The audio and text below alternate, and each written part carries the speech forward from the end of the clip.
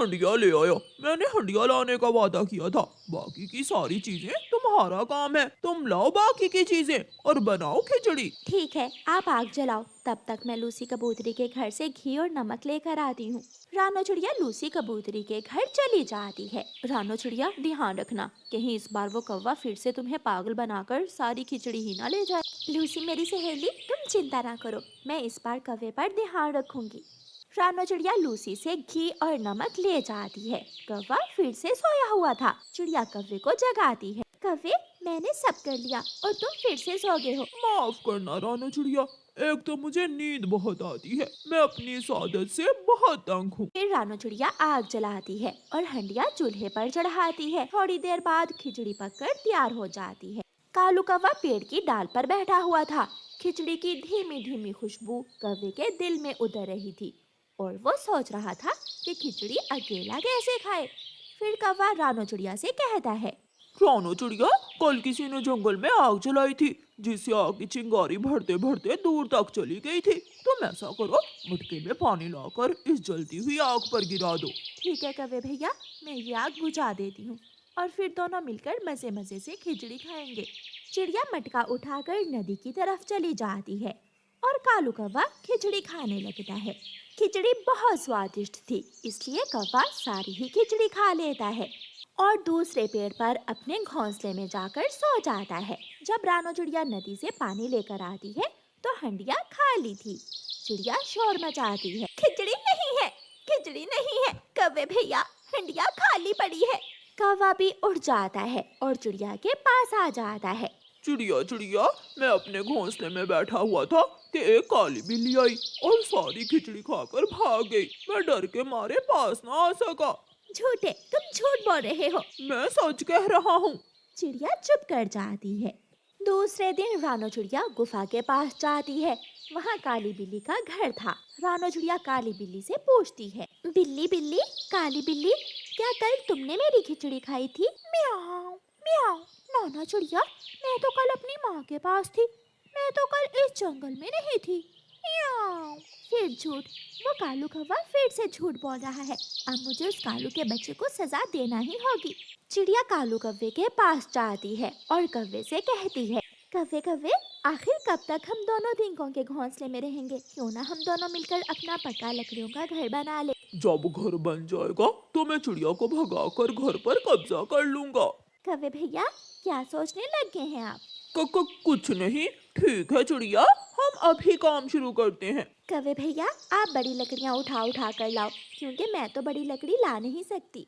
कौवा जंगल जाता है और बड़ी लकड़ियाँ उठा उठा कर लाता है। कौवा इस बार चिड़िया के साथ मिलकर काम कर रहा था, क्योंकि वो जानता था कि वो किसी न किसी तरह चिड़िया को भगाकर घर पर कब्जा कर ही लेगा। वो सारा दिन काम करते हैं और फिर शाम तक घर बन जाता है। कौवे भैया, घर तो बन गया। अब मैं चाहती हूँ कि घर बनाने की खुशी में हम पक्षियों को मिठाई बांट दें।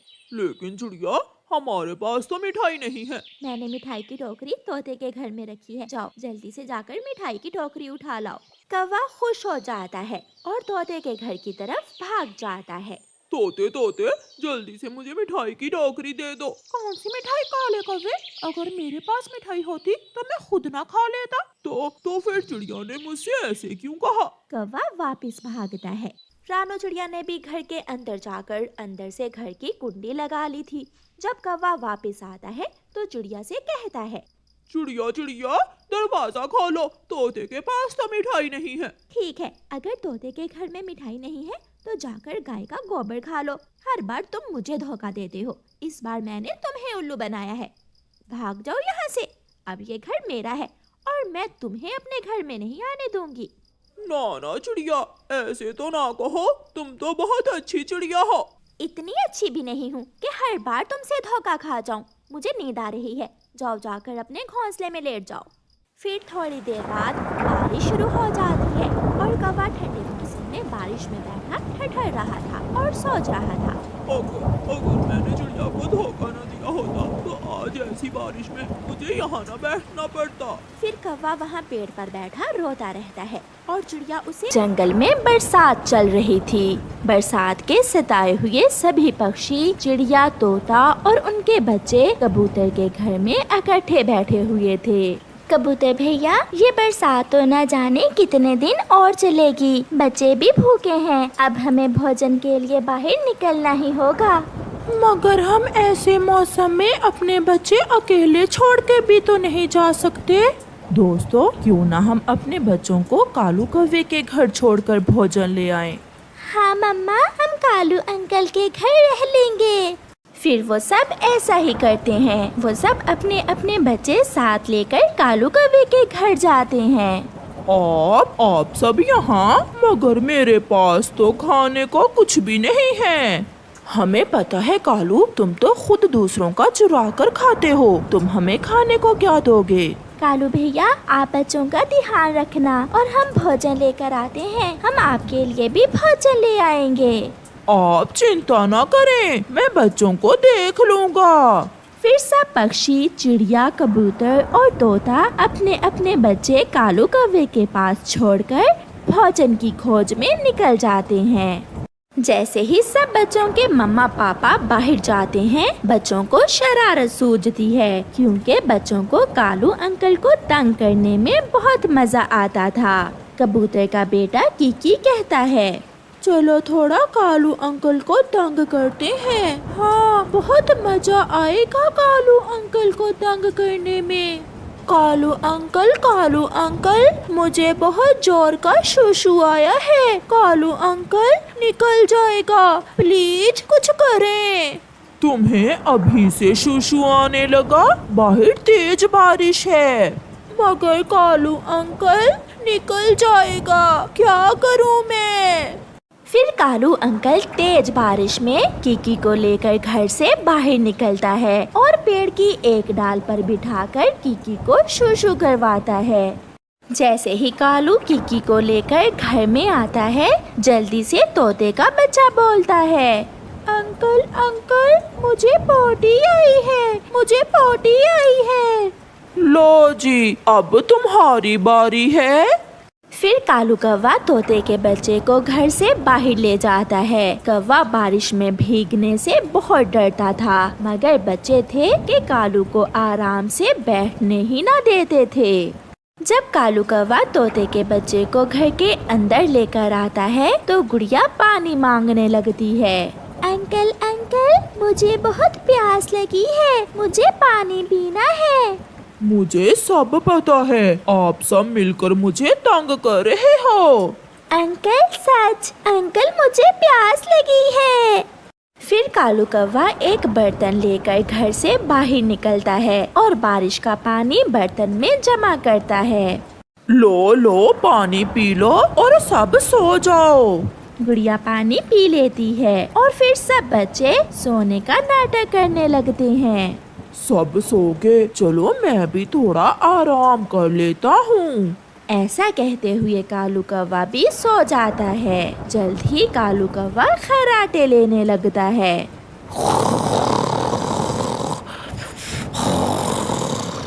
कालू अंकल सो गए, चलो थोड़ा बारिश में नहा कर आते हैं।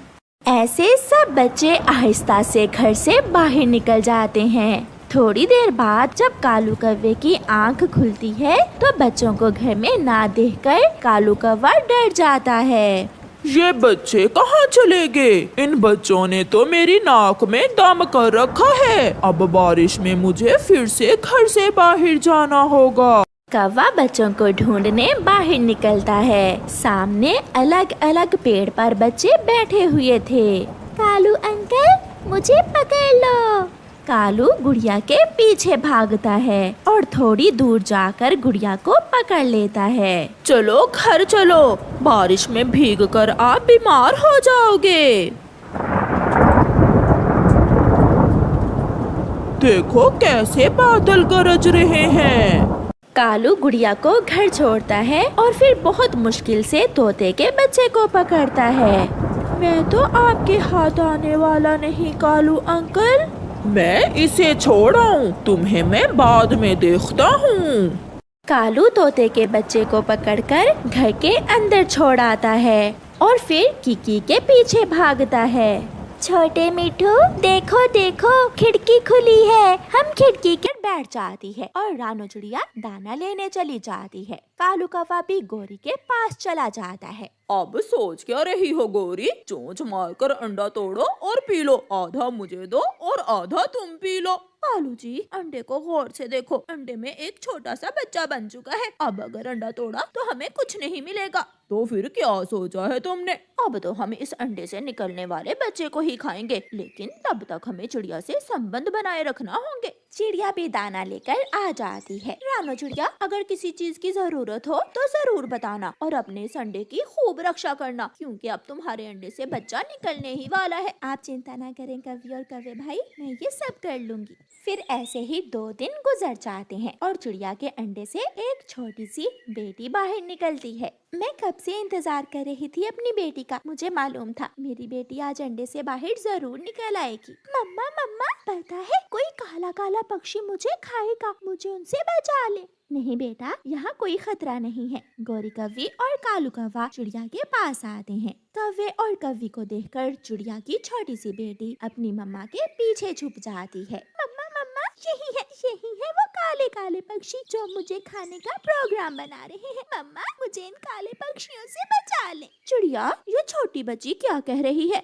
बेटी, ये हमारे पड़ोसी कव्वे हैं। इनका रंग जरूर काला है, लेकिन ये दिल के बुरे नहीं है। ये तो हमारा ख्याल रखते हैं। चिड़िया, तुम्हारी बेटी ने जरूर कोई डरावना सपना देखा होगा। चिड़िया, तुम अपनी बेटी को हमारे पास छोड़कर नदी पर जाकर नहा लेना। ठीक है गौरी बहन, मैं ऐसा ही करूँगी। कव्वे चले जाते हैं। मम्मा, मेरा विश्वास करें, वो काले पक्षी मुझे खा लेंगे, मुझे उनसे बचा ले। मैं देखती हूँ बेटी। फिर मम्मा चिड़िया अपने घोंसले से निकलती है और कौवों के पास जाकर उनकी बातें सुनने लगती है। कालू जी, वो छोटी सी चिड़िया तो बहुत चालाक है। उसने अंडे में ही सारी बातें सुन ली है कि हम उसे खाने वाले हैं। आज खेल खत्म हो जाएगा, हम खा लेंगे आज उस छोटी चिड़िया को। ये सब अपने कानों से सुनकर रानो चिड़िया जल्दी से वापस जाती है और अपनी बेटी को उठाकर वहाँ से भाग जाती है। ऐसे रानो चिड़िया अपनी बेटी को जालिम पक्षियों से बचा लेती है और दूर किसी नए जंगल में चली जाती है। जंगल में तेज बारिश हो रही थी। सारे पक्षी अपने अपने घरों में डर कर बैठे हुए थे। एक बूढ़ी फाख्ता रास्ता भूलकर दूर से आ जाती है। मेरा यहाँ कोई भी नहीं है, कौन रखेगा मुझे अपने घर में? अगर मैं यहाँ पेड़ पर बैठी रही तो मर जाऊंगी। बूढ़ी फाख्ता उड़ती है और बहुत मुश्किल से एक घर के दरवाजे पर दस्तक देती है। अंदर से एक तोता बाहर निकलता है। कौन है? मैं आपको जानता नहीं हूँ। बेटा, मैं विदेशी जंगल से रास्ता भूलकर यहाँ आ गई हूँ। मुझे बारिश से बचा लो, मुझे अपने घर में रख लो बेटा। माँ जी, मैं जरूर ऐसा करता, लेकिन आप अंदर आकर देख लें, मेरा घर तो पहले से हिल रहा है। अगर थोड़ा और बोझ पड़ा तो टूट कर गिर जाएगा। ठीक है बेटा। बूढ़ी फाख्ता वहाँ से चली जाती है और थोड़ी दूर कौवों के पास जाती है। कव्वे कव्वे बेटा, मुझे अपने घर में रख लो। आप हो कौन बुढ़िया? बेटा, मैं रास्ता भूलकर यहाँ आ गई हूँ। ना भी ना, मेरे पास घर में तुम्हारे जैसे बूढ़े पक्षियों के लिए जगह नहीं है। बेटा, मैं बहुत मुश्किल में हूँ, मेरी मदद करो। जाती हो या एक लगाऊं? ना ना, मुझे मत मारना, मैं जा रही हूँ। बूढ़ी फाख्ता वहाँ से चली जाती है। शायद अब तो बारिश में ही मरना होगा। मुझे अगर मौसम की जानकारी होती तो कभी भी अपने घर से ना निकलती। अच्छा भला अपना घर छोड़कर मुसीबत में फंस गई मैं। मम्मा, वो सामने कौन बैठा है? ऐसी बारिश में कौन हो सकता है? मम्मा चिड़िया खिड़की के पास आती है। वो तो कोई बूढ़ा पक्षी है, शायद वो मुसीबत में होगा। मैं जाती हूँ। मम्मा चिड़िया बूढ़ी फाख्ता के पास जाती है। माँ जी, क्या आपको मदद चाहिए? हाँ बेटी, मैं रास्ता भूलकर तेज हवा से इस जंगल तक आ गई, मुझे आश्रय दे दे।